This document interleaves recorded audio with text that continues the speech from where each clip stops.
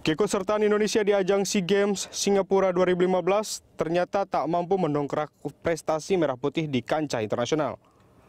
Dengan mengirimkan perwakilan terbaiknya, Indonesia hanya mampu menempati posisi kelima dari 11 negara peserta SEA Games Singapura. Perolehan pundi medali yang diraih Indonesia saat ini diakui keluar dari target yang ditetapkan oleh pemerintah.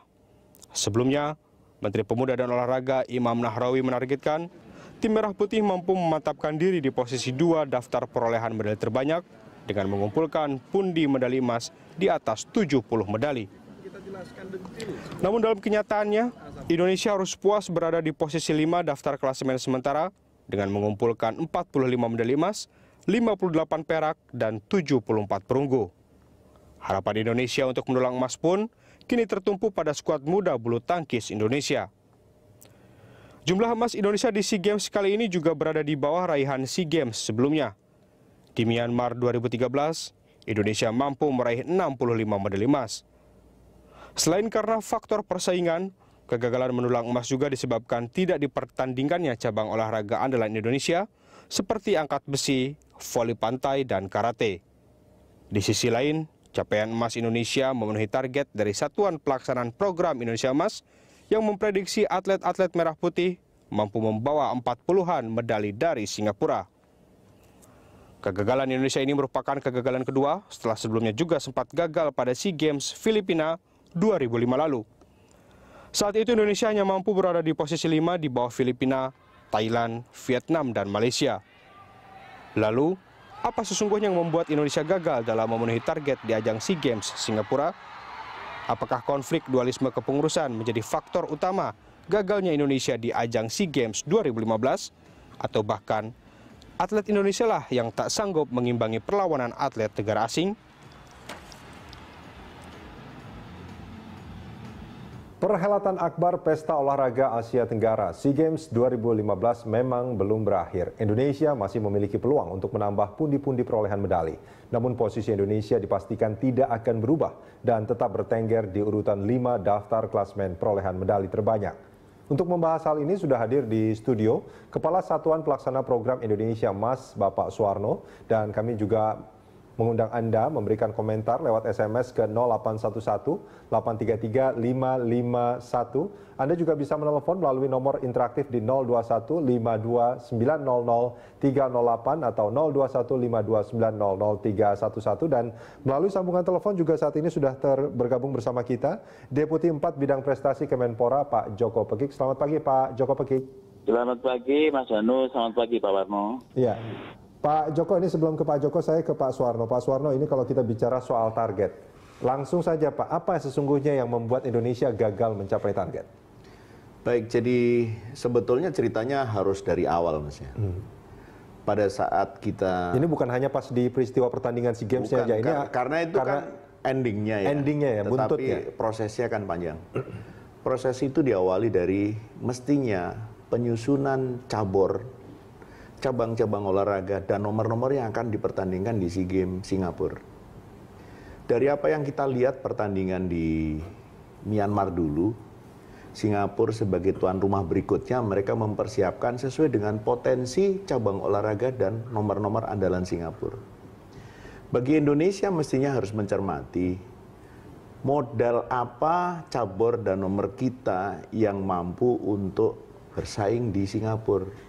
Sehingga dari awal mestinya pihak Indonesia dalam hal ini KOI dan cabur-cabur yang mempunyai keterkaitan dengan federasi internasional khususnya Asia Tenggara, mereka berjuang untuk mendapatkan cabang-cabang olahraga dan nomor-nomor yang dipertandingkan di Singapura yang juga ada kaitannya dengan potensi Indonesia. Hasilnya apa? Apa yang kita peroleh di Myanmar, 65 medali emas, kita sebelum bertanding di Singapura sudah kehilangan 32 medali emas. Sebelum bertanding? Iya. 32? 32 itu karena cabang-cabang kita tidak ditampilkan di Singapura. Seperti karate. Ya. Kemudian angkat besi. Ya?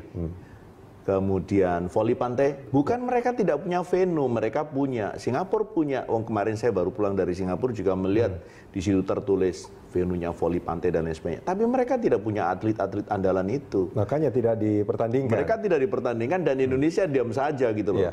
Nah ini harapannya mestinya. Kemudian memang ada sesuatu yang kaitannya dengan SEA Games. SEA Games ini berbeda dengan Asian Games maupun Olimpik. Ya. Karena SEA Games ini ditata oleh orang-orang Asia Tenggara sendiri, di mana hanya dibatasi 16 cabur Olimpik.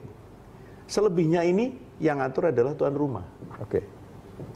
Kemudian juga belum diatur di situ dari 16 cabur Olimpik yang dipilih. Juga di situ tidak ditentukan dari cabur itu harus berapa persen sih nomor yang harus dipertandingkan. Sehingga seperti contohnya balap sepeda. Balap sepeda itu kita kan ada track, ada BMX, ada downhill, mountain bikes, kemudian ada road race. Singapura hanya punya road race, jadi yang 3 nomor yang lain tidak dipertandingkan. Dan itu tidak dipermasalahkan oleh Indonesia gitu loh. Nah ini yang punya akses mestinya kan harus menciptakan. Siapa yang punya akses itu? Yang punya akses KOI, yang punya akses federasi-federasi cabang olahraga kita dengan federasi yang ada di. Artinya upaya-upaya dari KOI dan federasi-federasi atau apa namanya PBPB ya, yang mestinya punya potensi untuk itu tidak melakukan itu sama sekali. Ya mungkin melakukan tetapi tidak maksimum. Akhirnya tapi kan gini Pak Suwarno, kalau kita bicara soal target ini kan cabur sudah di apa namanya sudah di launch gitu kan. Inilah cabur-cabur yang dipertandingkan dan kemudian dikeluarkanlah target lebih dari 72 medali. Oke, jadi pada saat awal sudah kita jelaskan, kita laporkan ya kepada jajaran Kemenpora, kondisinya seperti ini Pak yang kita punya. Bahwa dari 65 kita hanya punya peluang dikurangi 32 berarti 33 berarti kita hanya punya 32. Dari posisi 32 itu kita memang ada di urutan kelima. Thailand punya modal 70. Kemudian Vietnam punya modal 39, Myanmar punya modal 38, kemudian Singapura sendiri punya modal 34, kita di 32. Yang turun drastis itu Myanmar, Indonesia bertahan di posisi itu, di nomor 5. Malaysia mereka naik sekarang ini. Kemudian setelah itu kita bicara lagi, bagaimana sih kita menyiapkan?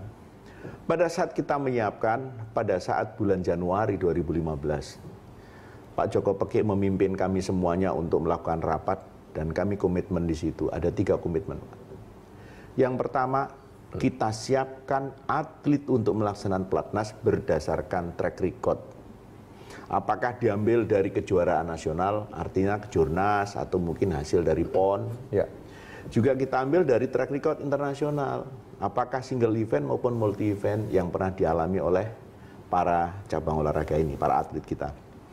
Yang kedua, atlet yang kita latih itu tidak mesti harus berangkat. Kenapa? Karena dari latihan itu akan kita lihat bagaimana sih hasil. Semacam seleksi lagi sebetulnya pelatihan ada itu. degradasinya. Bagi mereka yang kemudian berdasarkan tryout-nya, berdasarkan perkembangan berikutnya dihadapkan dengan kemampuan calon lawan, oh kira-kira tidak mendapatkan sesuatu medali ya, walaupun sudah melakukan pelatnas tidak ikut. Kemudian yang ketiga adalah yang pelatnas berangkat itu harus bisa diproyeksikan medali. Dari yang sekian banyak ini Mas kita ketemu ya. Ada berapa jumlahnya semua yang diberangkatkan pada awalnya? Pada pelatnas saya melakukan pelatnas sebanyak 549 atlet. 549. Ya. Kemudian Pak Joko Peke Kemenpora mengatakan, Pak alokasi anggarannya ini kita siapkan untuk 500 atlet. 500. Oke. 500 dari 549 kita saring sedemikian rupa, akhirnya kita temukan 500. 500. Artinya 49 orang ini 49 dianggap yang apa namanya levelnya di bawah yang lain lah seperti itu ya. Dari kondisi seperti itu kita lihat ternyata banyak nomor-nomor yang jumlahnya cukup besar, tetapi kita tidak mampu untuk menyiapkan atletnya. Contoh, atletik itu ada 46 nomor yang dipertandingkan di Singapura. Atlet Indonesia hanya ada 21 nomor. Jadi sekian banyak itu kami tidak punya peluang untuk mendapatkan medali emas, apalagi jumlah nomornya sedikit. Berikutnya kita juga menembak. Menembak itu cabangnya 26. Ya. Kita hanya punya 3. Kemudian layar. Layar cabangnya 20, nomornya 20. Kita juga hanya mampu menyiapkan 3 nomor. Itulah yang saya katakan dari mulai awal, dari 402 nomor yang dipertandingkan, Indonesia hanya mampu mengikuti 304 nomor. 304 nomor, oke. Ya, sehingga dari mau berangkat pun kita sudah tidak punya hak untuk mendapatkan medali sebanyak 98 medali emas.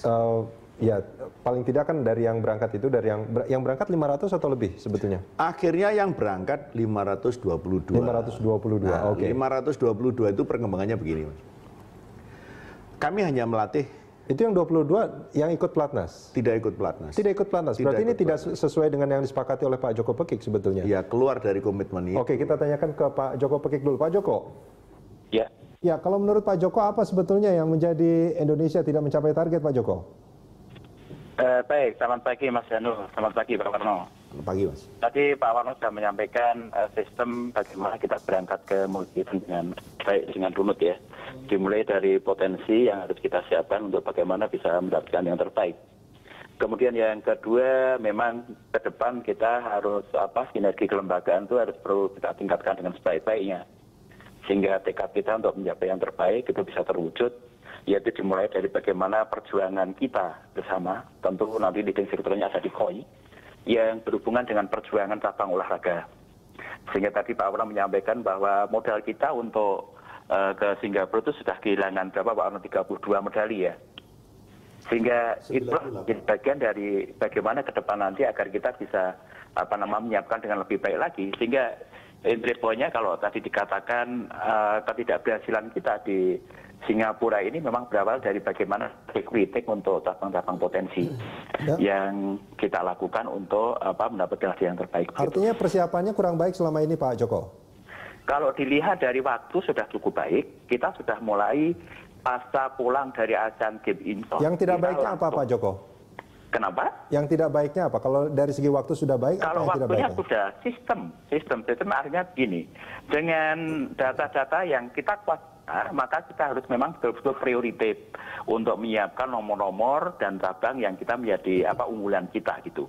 Sehingga yang saya katakan prioritas itu adalah manakala dia memang kans untuk dapatkan medali, maka ini kita endorse untuk bagaimana memfasilitasi lebih maksimal lagi. Dan Tryout katakan. Ya, Pak Joko, ini keterangan dari Pak Suwarno tadi mengatakan bahwa itu akan disiapkan mereka-mereka yang berangkat harus di pelatnas. Ya. Tapi kenyataannya masih ada beberapa yang tidak ikut pelatnas tapi juga berangkat. Bukankah ini sebetulnya juga ya sudah hampir dipastikan gitulah untuk tidak mendapatkan medali juga, atau bagaimana sebetulnya? Itulah sinergi yang tadi saya sampaikan. Kita sudah sepakat dengan Satlat Bima, tadi Pak Ulan sampaikan bahwa yang berangkat adalah mereka yang potensi. Yang di pelatnas sekalipun dia tidak harus berangkat, tapi ada sisi lain. Tapi sebenarnya nggak terlalu signifikan ya, hanya ada 2 cabang kok itu. Satu hoki, satu petang, bahkan petang lumayan berhasil dapat perak. Artinya ini bukan alasan utama untuk ketidakberhasilan kita ya, karena nggak terlalu signifikan dalam aspek persentase. Tapi yang penting adalah bagaimana ke depan nanti prioritas untuk bagaimana kita melihat nomor-nomor unggulan kita. Sehingga tidak harus nanti main kuota, misalnya tadi Pak Wono sebutkan untuk atletik ada 40 nomor. 46 nomor kita hanya sekian. Kalau kita memang potensi ada di 30 nomor, itulah yang kita endorse.